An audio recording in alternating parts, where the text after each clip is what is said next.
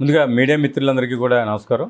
ఈ ప్రెస్ మీట్కి హాజరైనటువంటి జనసేన నాయకులందరికీ కూడా నా నమస్కారాలు. ప్రెస్ మీట్ ఈ ఏర్పాటు చేయడానికి ముఖ్య కారణం ఏంటంటే, అసలు ప్రెస్ మీట్ పెట్టే విషయం అయితే కాదు ఇది. కానీ ఒక అసత్య ప్రచారకుడు ఎవరైతే ఉన్నారో మన తాడేపల్లిగూడెం నియోజకవర్గాన్ని దరిద్రం పట్టినటువంటి ఒక నాయకుడి గురించి ఖచ్చితంగా మాట్లాడాలి అని చెప్పేసి పెట్టడం జరిగింది. అంటే ఇప్పటికే 11 సీట్లు ఇచ్చి వైసీపీ ప్రభుత్వాన్ని తొంగలో తొక్కినటువంటి కూటమి ప్రభుత్వం దెబ్బ రుచి చూశారు. అలానే ఇటీవల జగన్మోహన్ రెడ్డి ఇలాకాలో కూడా ఓటమి పాలయ్యారు.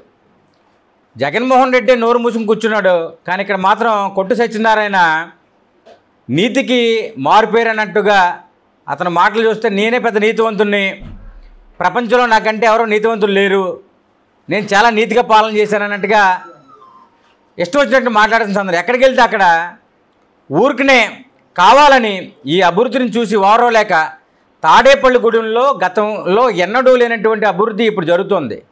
బొలిశెట్టి శ్రీని గారు అన్ని రంగాలకు సంబంధించి నిధులు తీసుకొస్తున్నారు. అభివృద్ధి పనులు చకచకా జరుగుతున్నాయి. ఏంటిది, కనీసం మనం ఎమ్మెల్యేగా కూడా మళ్ళీ పోటీ చేయడానికి మనకు అర్హత సాధించమేమో అన్నట్టు ఒక రకమైన భయం పట్టుకుని ఏం చేయాలో తెలియక అసత్యపు ప్రచారాలు చేస్తూ ఇవాళ వీధుల్లో ఇద్దరినో ముగ్గురినో వేసుకుని మరి అంత గతంలో మరి డిప్యూటీ సీఎం అని అనిపించుకున్న వ్యక్తి ఒక ఇద్దరినో ముగ్గురిని వేసుకోవడం, ఒక మైక్ దొరికింది కదా అని ఇష్టం వచ్చినట్టు మాట్లాడడం. ఇవాళ చూస్తే కొట్టు సత్యనారాయణ గారు గుర్తుపెట్టుకోండి, అవినీతి అంటే కొట్టు సత్యనారాయణ.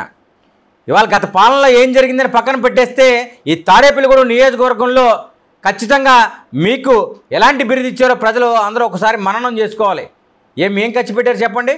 మీరు ఏదైనా కరోనా పరిస్థితుల్లో కూడా కనీసం నీళ్ళకి సంబంధించి నిధుల్లో కూడా ఇంచుమించుగా ₹1 మీరు అక్రమార్జనగా సంపాదించిన ఘనత ప్రజలందరికీ తెలుసు.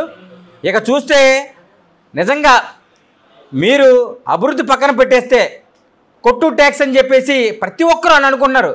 ఎందుకు అనుకుంటున్నారని కనీసం మీరు కప్పుట్లో ప్రెస్ మీట్ కూడా పెట్టాల, కనీసం నా గురించి ఇలా మాట్లాడుతున్నారని కనీసం ఎందుకు మాట్లాడుతున్నారని చెప్పాలి. ఎందుకంటే మీరు కమిషన్ కొట్టు ఇల్లు కట్టు అనే పందాన్ని ఇక్కడ రాజకీయం చేసిన సంగతి ప్రతి ఒక్కరికి తెలుసు. అభివృద్ధి లేదు, ఎక్కడ పడితే అక్కడ గోతులు. కనీసం ఫ్రీగా ఒక మధ్యతరగతి కుటుంబీకుడు ఇల్లు కట్టుకోవాలన్నా కూడా మీ దగ్గర ఖచ్చితంగా తాయాలు ఇచ్చుకునేటువంటి పరిస్థితి. ఈ పరిస్థితిని పక్కన పెట్టేస్తే మీ కొడుకు హోదాలో, ఎమ్మెల్యే గారి కొడుకు హోదాలో మీ అబ్బాయి చేసినటువంటి అరాచకాలకి అవినీతి కార్యక్రమాలకి మీరు వస్తాత పలుకుతూ మీ కొడుకుని నియోజకవర్గంలో అవినీతి చేయి అన్నట్టుగా మీరు తోసిన సందర్భం కూడా ఇక్కడ ఖచ్చితంగా తెలుస్తుంది. నిజంగా మీ ఎలక్షన్ అయిపోయిన తర్వాత మీ అబ్బాయి ఈ నియోజకవర్గంలో కనిపించకపోవడం కారణం చెప్పండి.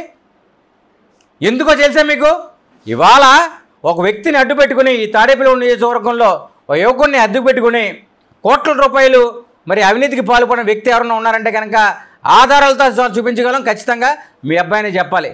ఇవాళ గవర్నమెంట్ జాబులు ఇప్పిస్తాం, లేదంటే ప్రైవేట్ గవర్నమెంట్ జాబులు ఇస్తాం, కాంట్రాక్ట్ పద్ధతిలో మీకు జాబులు ఇప్పిస్తామని ₹1,00,000 తీసుకుని వాళ్ళ దగ్గర మోసం చేసిన సందర్భంలో చాలామంది బాధితులు కొట్టు సత్యనారాయణ గారి అబ్బాయి పేరు చెప్తున్న ఆ మధ్య వ్యక్తి ఏం చేయాలో తెలియక బుర్రలు కొక్కుంటూ ఎవరికి చెప్పాలో తెలియక ఈ మోసపోయిన సభ్యులందరూ ఏం చేయాలనేటువంటి నిజంగా ఎక్కడ చూసినా ఎవరన్నా ఒక గ్రామానికి వెళ్ళినప్పుడు ఏమన్నా ఇలాగా మా అబ్బాయికి ఒక ₹5,00,000 ఏదో గవర్నమెంట్ జాబ్ ఇప్పిస్తారని చెప్పేసి ఎవరో ఒక అతను చెప్పాడండి, కొట్టు సత్యనారాయణ గారు అబ్బాయి ఇప్పిస్తారన్నాడంట, డబ్బులు తీసుకున్నాడండి.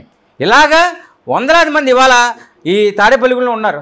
కనీసం నాకు తెలిసినంత మంది 30 మందికి పైగా ఖచ్చితంగా ఇలాగ డబ్బులు తీసుకున్నాడండి, మాకు జాబులు ఇప్పిస్తానని చెప్పి డబ్బులు తీసుకుని మరి వాళ్ళకి ఎగ్గొట్టి ఇవాళ కనీసం వాళ్ళకి ఏ జాబులు చూపించకపోయాక డబ్బు తిరిగి ఇవ్వకుండా ఇక తాడేపల్లిగూడెం నియోజకవర్గంలో లేకుండా తిరుగుతున్న వ్యక్తి గురించి మీరు మాట్లాడకుండా మీరు అచ్చేశారు, మీరు ఇచ్చేశారు, అవినీతి జరుగుతుంది లేదా ఏదో చేస్తున్నారు అంటే పసలేనటువంటి ఆధారాలు లేనటువంటి ఎన్నో ఆరోపణలు చేస్తూ ఇవాళ కొట్టు సత్యనారాయణ రోడ్లపై తిరుగుతున్నారు.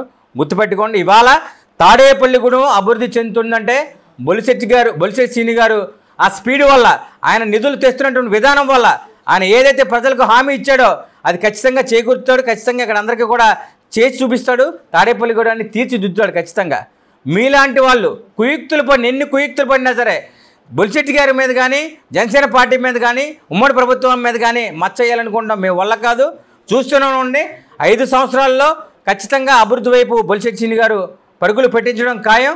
ఎనలేనటువంటి అభివృద్ధి జరుగుతుంది. మీరందరూ కూడా నోర్లు మూసుకోవాల్సిన పరిస్థితి వస్తుంది.